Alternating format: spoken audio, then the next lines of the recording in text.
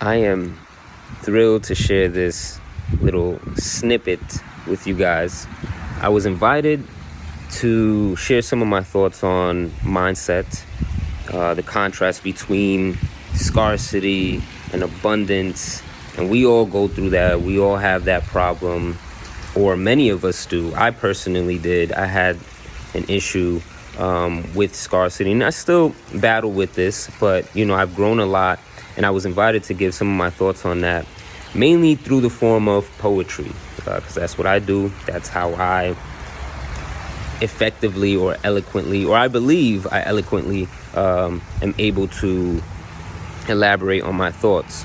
So I was invited to give my feedback on those concepts by someone that has personally changed my life, transformed my life when it comes to financial freedom, when it comes to investing, and just my mentality, how I look at money and currency. The host's name is Lisa Manfredi. And like I said, she has helped me tremendously. And many like myself, we met each other through this self-development program called Autonomy. It's basically the schooling experience you wish you had, or the schooling experience I wish I had. I personally didn't have anything like this, and it was game-changing, and I was able to meet someone like Lisa Manfredi that has helped me transform my mentality and my mindset. I'll give one example to some of the, things that she put me on, game-changing stuff. She has helped me. She has basically brought the concept of becoming my own bank to the table for me. That was something I've never heard of, and it basically goes by the name Infinite Banking System. And I encourage you guys to check that out. I encourage you guys to check out her website. I have all the notes and links in the description, so I encourage you guys to check that out. I hope you guys enjoy this snippet, because I did. I had a wonderful time. Lisa Manfredi is a wonderful person, and she has helped many people like myself, and I encourage you guys to check out her links. And understanding these concepts and understanding how we've somewhat been programmed to think in that type of framing, and how it doesn't really serve us, is really important to kind of retrain and reprogram yourself. With no further ado, I'm going to let you guys check out the snippet, and I hope this is a wonderful contribution to those of you who haven't heard these concepts and whatnot. Enjoy. When you consider the science of scarcity, it can reframe our focus to achieving maximum utilization on all available resources with the highest degree of certainty possible. And this is how we achieve the lives we want to live. Pablo, do you want to talk about your piece? Or do you want it to speak for itself? Hey. Yeah, let's if you could go into the piece and let that speak for itself. And or you know what?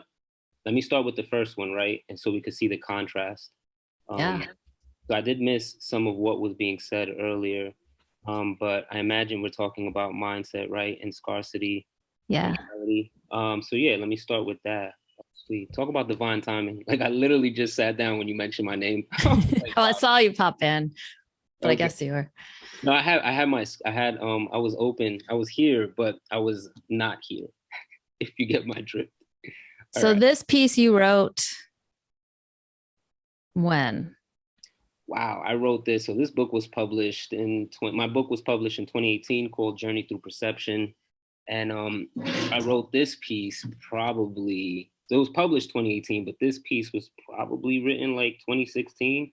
A little bit of background, like this was during the time where like I was still in that like zeitgeist movement kind of mentality. I had this kind of, and there's a lot of good stuff that the zeitgeist films had to speak about, if you guys are familiar with that.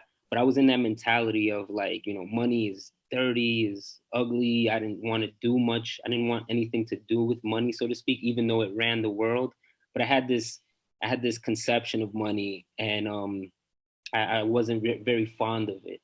And I didn't have this abundance mindset that we speak about here, in the financial chats and in autonomy and things like that. I didn't really have that.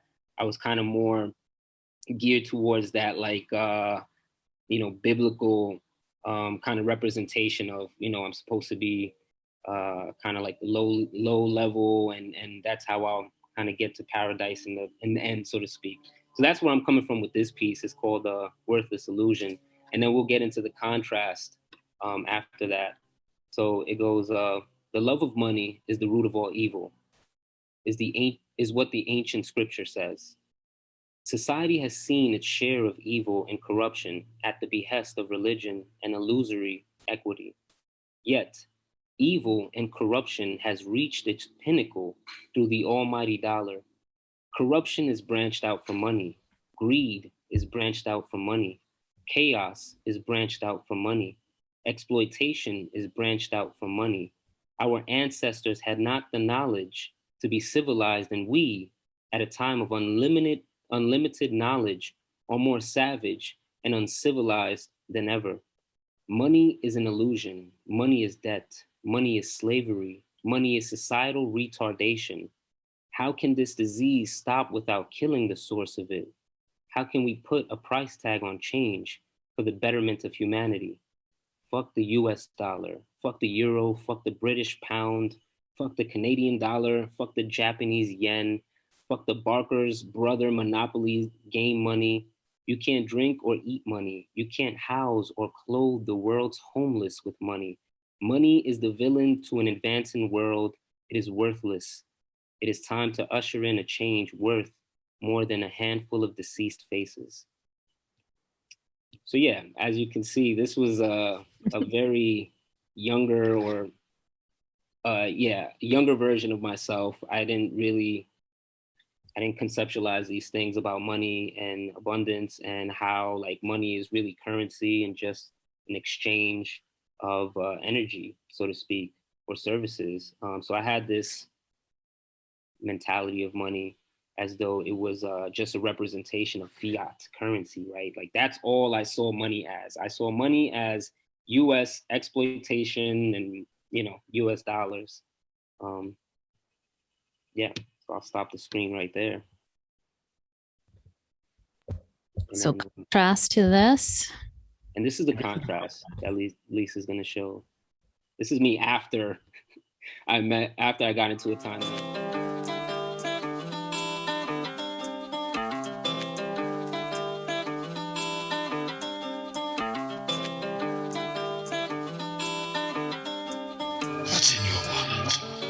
I remember a time when scarcity was a piece of my mind, when money was dirty laundry drying on clotheslines. I remember when emergency was a negative line besides my account balances. I remember a time when I despised sales and anything to do with the color of growth. I remember a time when I thought currency was defined by the notarized ink on paper. I remember a time when the fight for a minimum wage was the only way to increase my income. I remember a time when a 25-cent raise was the ultimate praise. Nowadays, I confront security with redundancy. My network is affiliated with my net worth. Take a peek inside my brain today and find out that wealth is but a mindset.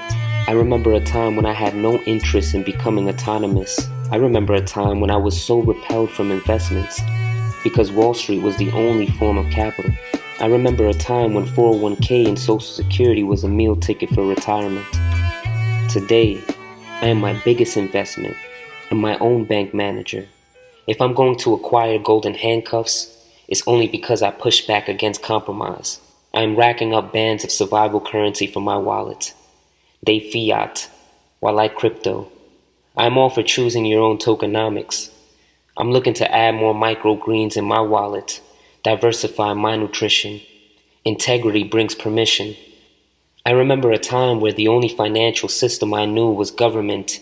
Now I pick a market, white, gray, black, even a local farmer's market. I may not have a million Fed bucks or even a line of credit, but I have the equivalent amount in fucks given, and I'm more than willing to barter. Currency is the transfer of energy.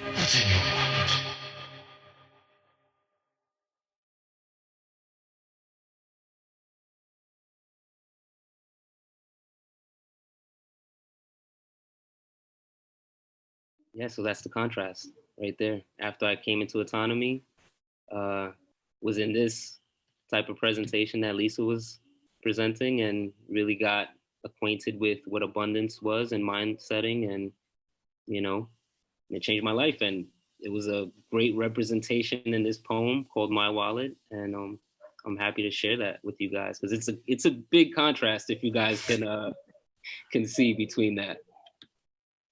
Yeah, I think this was awesome. Thank you for sharing.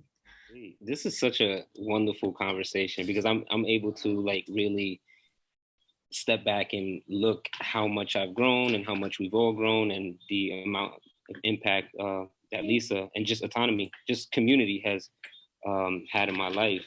And that's what I was trying to speak about in the poem My Wallet, where I'm trying to diversify the assets that you're talking about, Tony. Like, I'm not just trying to think about it as, oh, 401k retirement. I'm thinking about, like James Corbett said, survival currency, like using my community as an asset. I'm talking about, life insurance as an asset. And in the poem, I'm talking about gardening and having my, eventually having my own food security system, or using all of those as and I didn't think about these things, before I was in this community. So I wanted to share another poem since you mentioned 401k. If you have the Yeah, time. do it. Yes. Cool. So yeah, this was another poem that I wrote while I was at my job.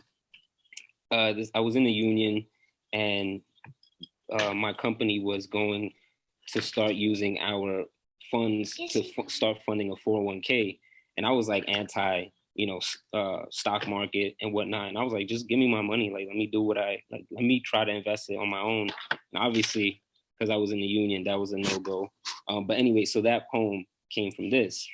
So it goes, fuel the engine, watch it burn, rotating churns of money laundered, no concerns, no lessons learned. Invest your mind, your currency in time, prop the system while it continues its crimes. Blood money schemes, crooked streams of wealth, artificially made to ruin dreams, the system coexisting with your dollars. No matter your hollers of anger, the promotion and investment keeps the motion of destruction flowing to the suppressed doorsteps. Are you upset? Are you informed yet? Withdraw yourself from the accounts of the oppressor and inject the community as its successor. So, like, what I was talking about in this piece was like, I knew that the system, like me investing in that system, was completely against what I wanted to do. And I didn't know what I meant by inject the community as its successor. Like, I didn't know what I meant. I just wrote it. This was way before autonomy. This was way before I met Lisa, but I knew the solution was like survival currency. I knew the solution was a network, like, Kiyosaki talks about, and like having that as a asset, the network as an asset in my wallet. And that's why I kind of use the Capital One commercial, like what's in your wallet? Like the whole concept of that piece was on Capital One, like that commercial. And I think I was just really, I'm glad like this came together very well with the poetry and Tony here, and just the community, the feedback, participation. I think it's doing really well, and I'm learning a lot still and growing with that. Well, Lisa paid it forward, right? What's interesting is like, I mean, if I had met Lisa or you had met Lisa or so many of us, like one of the things when she came into a community like this, she recognizes none of us have the financial assets or the financial means to achieve our goals. And it's a mindset. And we're back to this concept of the theme tonight is this mindset is like holding us back from wanting to take action, from recognizing there are so many problems with the current system. I have an example. Like the other day, I had an interview with someone that I met at the ayahuasca retreat that I did, and eventually I found out. One second, puppy. I found out that she does like some sort of like consulting, relationship coaching, And like we had the interview, and she told me, she was like, hey, I'm not going to be able to upload this on YouTube. It's just going to be a podcast. And normally I just hear that and it would fly past me, like just regular conversation. But I heard an opportunity when she said that. I was like, hey, you got something I like. You can't upload on YouTube. I do video editing. Like, how can we do some sort of work trade? And she was like, that sounds like a good idea. Let's do something. But normally, like, my time as a form of currency would have never been an equation for me in the modality that I was working in prior to the community that I have now. And I've expanded like the type of exchange that I use now. And I saw an opportunity, and now like we have that exchange where like it's a hybrid thing. Like I did half work trade and half like, you know, fiat, whatever money. And that's just something that came out of the different mindset and the way I look at, you know, time and exchange. And I would have normally just went for, oh, money. I don't have the money. I can't do it. But this time I was like, oh, I have something you want. You have something I want. Let's figure out how we can work through it. And that was a really big breakthrough for me, that I'm like over the moon that I can probably replicate that same scenario many times over and not just think in one, you know, angle. The other thing is that the community piece of it, you have that social capital. So I know I think about those things for you, and I'm sure other people do. So that's how we start helping each other, right? How do we start plugging in the community in different ways?